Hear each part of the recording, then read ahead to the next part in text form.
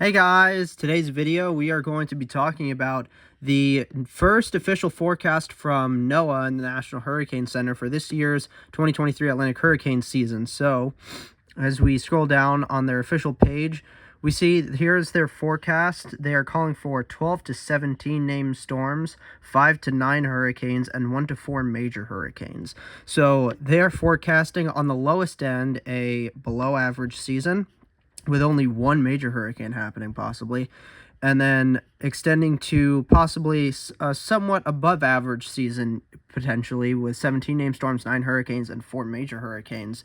So they give the probabilities though of having an above, near normal, or a below average season.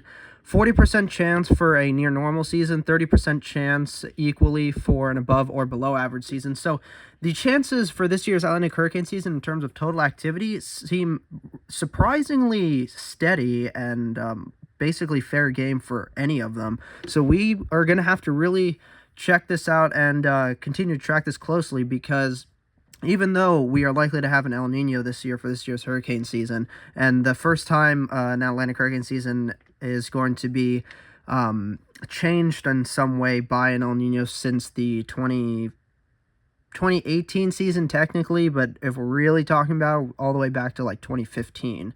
But in any case, here's the name list this year for the 2023 Atlantic hurricane season. We start with Arlene. We still haven't gotten Arlene yet, even though we've already had a subtropical storm that was unnamed back in mid-January. The National Hurricane Center officially deemed as a subtropical storm just a couple of weeks ago. And we have Brett as the B name.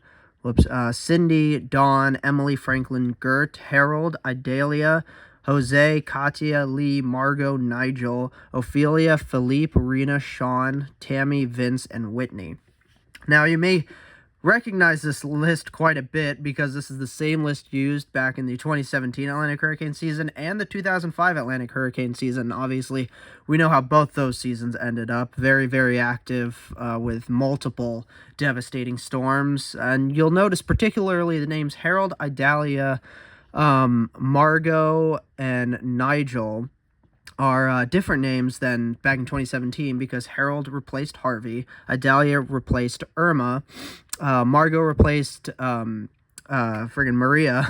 and Nigel replaced Nate, which all of those storms we all remember, particularly Harvey, Irma, and Maria, were truly devastating, horrible storms that we remember to this day. And then obviously Nate as well was replaced by Nigel for this year's hurricane season because of the damage it caused along the eastern Gulf Coast towards the Florida Panhandle. So these are the set of names now for this year's Atlantic hurricane season, and it looks like we have a fair shot really of an above normal season, near normal season, or below normal season. Now, I think it's personally more likely that we will see a near normal to below normal season than an above average season. However, because the Atlantic sea surface temperatures are already actually quite warm and much warmer than they should be this time of year already, there is a shot that that may help the tropical activity exceed potential expectations to some degree. So we will really have to keep that in mind as we head into the hurricane season. Now, the hurricane season starts next Thursday. In a recent video, I said it started either like next Tuesday or Wednesday, but we're still in May, next Tuesday and Wednesday. Next Wednesday is the last day of May. So next Thursday is the first day of June, which will officially mark the very first day of the Atlantic hurricane season this year. Now, looking at the NOAA's forecast compared to all of the others up to this point, they for named storms particularly, they seem quite in line with basically all of the other forecasts that have come out already. Now, I do want to point out kind of their forecast compared to PSU's forecast, even though PSU's forecast, Penn State University's forecast, only came out with total named storms for this season as 12 to 20. And the NOAA's official named storms forecast is quite in line to theirs, which is very interesting. Now, NOAA is calling for 5 to 9 hurricanes, which is a similar range to North Carolina State University's forecast of 6 to 8, and then 1 to 4 majors basically encompassing almost the entire major hurricane forecast from almost all the other forecasts from these other agencies so far. Ending the season with one major hurricane, that is totally possible, totally possible. Ending the season with 4 major hurricanes, more unlikely, I would say. Now, I think we'll likely end with like 2 to 3 major hurricanes at most.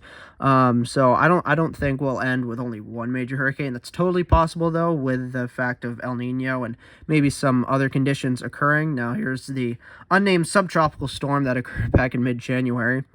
And the season is currently set to have started in mid-January, no specific date, which is very interesting to me. But in any case, this that is NOAA's first official forecast for this season, and I agree with it for the most part, I will say.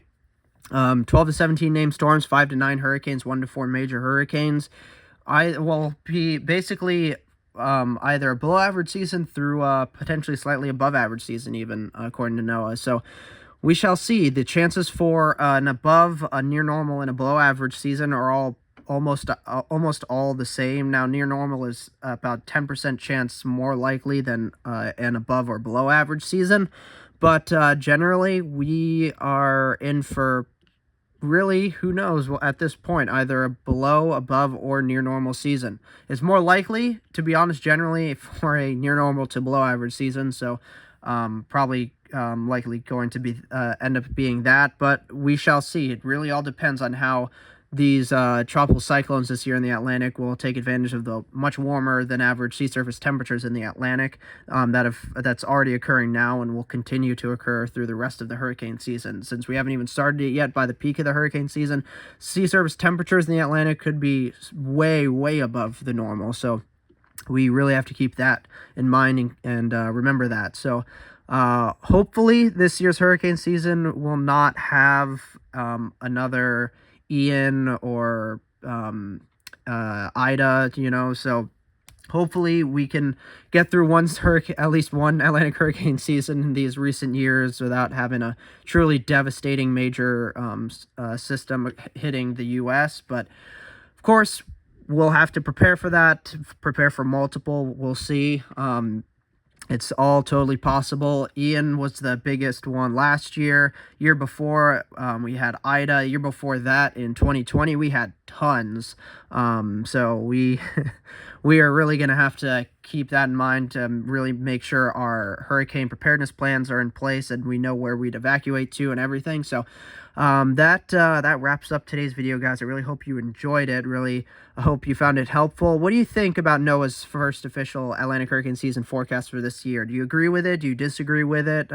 Where's your forecast land within theirs?